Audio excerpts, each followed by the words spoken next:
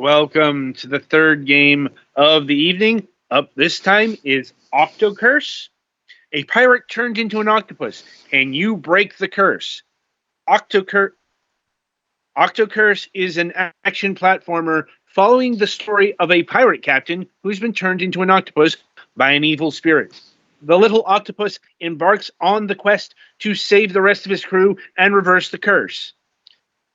Experience epic pirate adventure, explore levels, collect coins, unlock doors, and climb the mysterious tower as you get closer and closer to the final showdown. Make your way through the tropical jungle, brave the harsh winter, weather the storm, and endure other exciting environs. Probably a desert in there somewhere, maybe a lava world. Save your friends and meet new ones along the way. Right. So even though you're seeing footage from the web-based itch.io version here, we were given the Nintendo Switch conversion done by Ocean Media. It's very strange to have something from them that isn't a hidden object deal, but here we are. Anyway, this is given to Galix, so over to him for the details. I don't know if I'd really consider this much of an action platformer, except insofar as the puzzles are pretty rudimentary. I mean, maybe they're just going with the inherent action that comes with most platformers. Yeah, I don't think there is a dungeon or lava, or I don't think there is a desert or lava level. Huh. So they didn't run the full... We got Sunset Vista, Temple Bloom, which is... the Sunset Vista is beaches, which is sort of sandy. Temple Bloom is jungle. Thunder Doom is like rainy areas, frozen hills, and Mystic Caverns, and that's about it. So we're still we're still doing fairly well established platformer locations. And aside from a level 0, that is a tutorial thing, it's all. Each world is about 15 levels, and out of those, about 14 of them are probably about 13, because there's sometimes like a secret area with coins, are basically one screen, collect the 3 gems, and get to the end. There are enemies to hit or jump on. There are hazards to avoid. I'm going to throw out a couple of problems I've been having with this.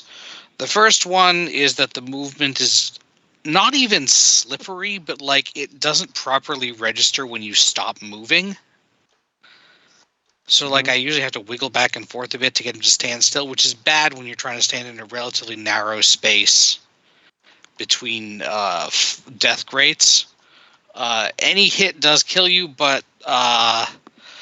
even on the one-screen puzzles, there are pretty liberal checkpoints, invisible checkpoints, but like you don't necessarily have to start the whole stage over.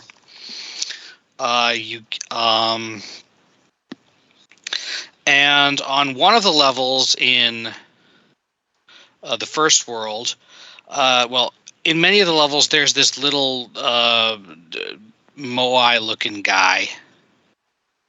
Looks like Aku on a bad day. Well, no, this is the good one. That's the evil one. I guess he looks kind of like Aku. Uka Uka is the evil one, and he's the one who turned you. Like, his name is apparently Umuburu, but he's the one who turned you into a friggin' octopus to start with. Anyway, when you hit him, you have to press A to forward his dialogue, and I tried that like 10 times, and it froze and wouldn't let me do that. I mean, like, I could still... it's the guy at the shop. I could still spin and could still exit the stage, but otherwise my input was frozen, so I tried the first level of a few of the other worlds and then came back to it later, and it didn't happen, so I don't know. The controls are a little bit janky also, because instead of like the usual left mouse button to attack and left face button to attack and bottom face button to jump, or even face button to jump and trigger to attack, it is left face button to attack, right face button to jump, bottom face button does nothing. which is kind of janky. And top face button, I think, is another way to open the menu or something. The game ranks your performance in each stage from 1 to 3. I don't know if it's possible to get 0 crowns based on how many of the coins you've picked up. The coins are used to buy new hats in the shop and just to mark completion. I think based on the number of them you get, you can also unlock a bonus cloud platforming level, somewhat reminiscent of Mario 3 or even the earlier ones, that gets you more coins, which, as far as I know, are only used to purchase hats in the shop. There aren't any bosses, but the last stage of each world, or at least the one that I got to, is a actual proper multi-screen level. So that's kind of nice. Also, the grading is actually quite easy. It doesn't actually like rank you down for getting killed. The ranking is only based on whether you got all the coins or missed some or missed all of them.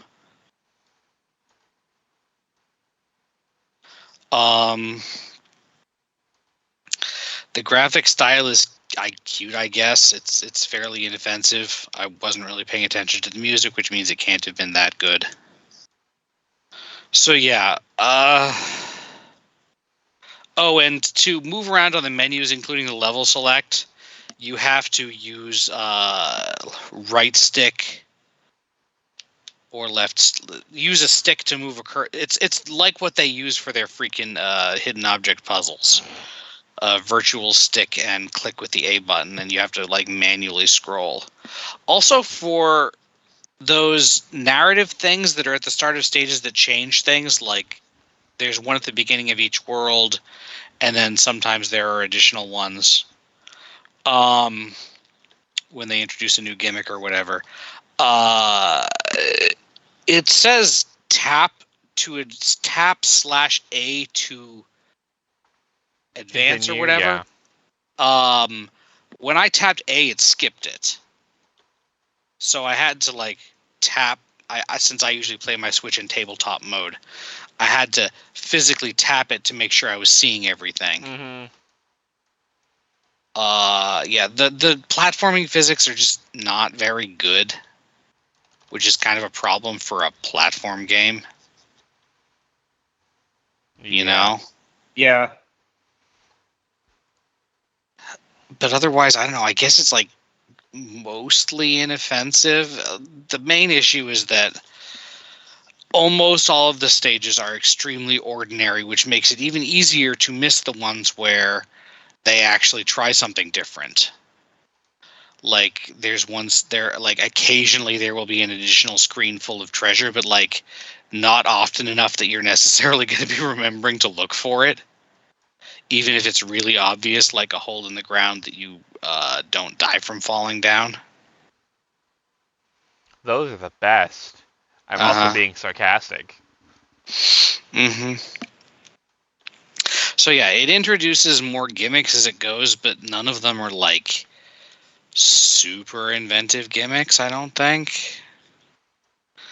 And yeah, it's just presumably there's like a final thing, but this game did not grab me enough for me to play. What's 15 times 5 is what? A lot. Like 45? It didn't grab me enough for me to want to play through 45 stages of it. Mm-hmm. Understandable. To see if there are more than 45 stages. See, I think it's this stage where if you jump down the hole there's like another stage with like there's another screen with like 15 coins or some shit. Oh, I hate that. I hate every bit of like that. It's glowing. Oh no, it's only 8 anyway. It's glowing so you can tell, but also whether or not you can pass upward through platforms is kind of a crapshoot.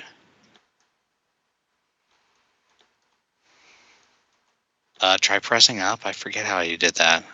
I did have trouble with that. Spin when you're rising from your jump, apparently. Okay. Anyway, so yeah, it's not like bad, but it's really, really forgettable. And the physics could definitely be snappier. So that's about where I am on this. Do I want to know how much it costs? You're probably not going to like the answer. It's $9.99. It's probably kind of high for the quality here. Well, it's kind of compounded by the fact that there's a free version. Granted, it's a web-based thing, but like I mean, honestly, the mouse and keyboard controls it gives might be a little bit less awkward. They're still awkward as hell. I know, but it might be a little less awkward. I guess valid, but oh boy. Because one of your resting position fingers isn't do well. Technically, I guess if you're computering properly, you always have resting position buttons not doing anything. My left hand or my right hand is doing absolutely nothing. It's all bound towards the WASD and E and then space. Yeah, fair. Anyway, yeah. Yeah, it's very forgettable. The fact that it's all almost one stage, barely designatable as puzzle stages, is not helpful.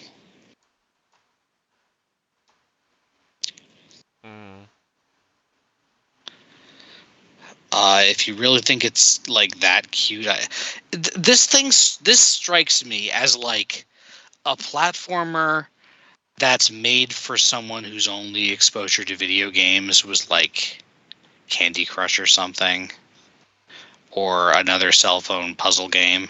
Yeah, there is a mobile version if anyone is interested. And they wanted to try to like capture that feeling, but because of that, and then like, because it when I got to the end of the stage I got to, they did say, "Be careful, this stage is big," and so I feel like they want you to want that, but then they don't give it to you enough.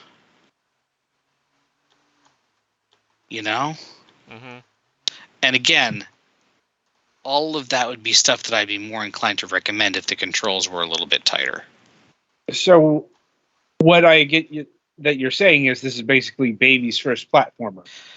Kind of is what it feels like, yeah. Except I'd want baby's first platformer to control very well. Right.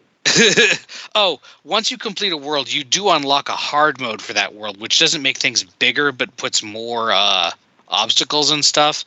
And I only played a couple of stages of that, but frankly, it was a little bit more interesting, but they were still very small stages. Indeed. And yeah, see, Petty Fan has gotten like about as far as I did in this game. I mean, minus the fucking around in other worlds, because I was getting lockups on 111. Because this is the end of the first world. And it's an actual multi-screen thing that almost merits being called a level in a video game, you know? Mm-hmm. Right. That was encoded for, let's say, an early 80s computer. Yeah. A post-Super Mario Brothers platformer, you might say. Or something that can do smooth scrolling. Yeah. What I'm getting at. Well, that was one of the earlier games to do good smooth scrolling. And yeah, and you meet like your crewmates who are also cursed. And presumably at the end of the game, you either uncurse things or decide you like being an octopus better. I don't know which.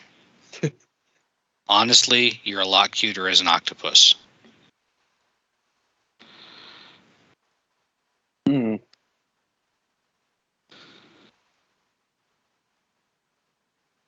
Okay.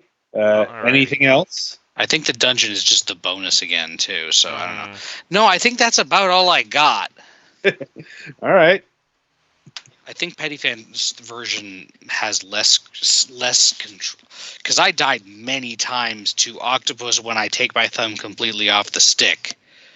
Just keep meandering to the right slightly and get a tentacle toe in some fire and die. I mean, in fairness, I also grew up on shitty Flash-based platform games, so Fair. this is like coming home to me. So yeah, I did play more than that, but not that much more. But I died a lot more. Anyway, yeah, the hats are cute. The aesthetic is cute, although it's cute in a kind of low budget way. If you want to check it out, I would probably recommend either checking out the free version or trying to get it on sale. Okay, then. All right, so yeah, that'll about do it for Octo Curse here. Be sure to tune in after the break as we cover Perfect Partner.